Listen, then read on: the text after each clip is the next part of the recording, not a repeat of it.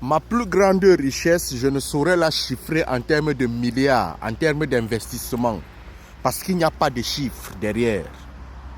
Mais ta plus grande pauvreté est ce qui te fait faire ce type de commentaire.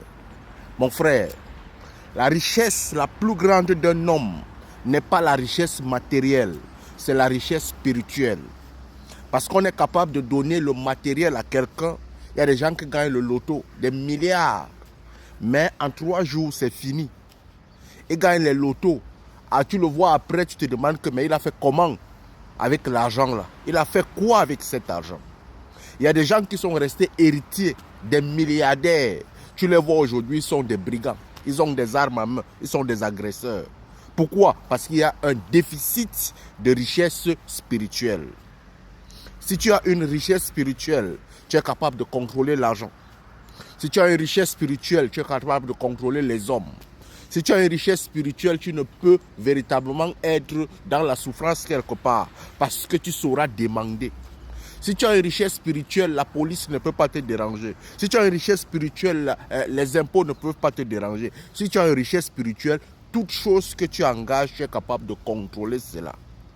Alors, au lieu d'être avec des gens qui ont des richesses matérielles et qui ne peuvent rien apporter à ton esprit, qui peuvent te pousser à plonger de permanence dans des problèmes, entoure-toi des gens qui ont une richesse spirituelle.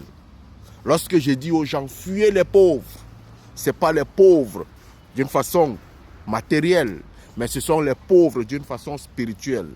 Moi, je me rapproche beaucoup des aînés. Je me rapproche beaucoup des grands-parents parce que j'ai compris que les vieillards sont source de richesse, sont source de sagesse.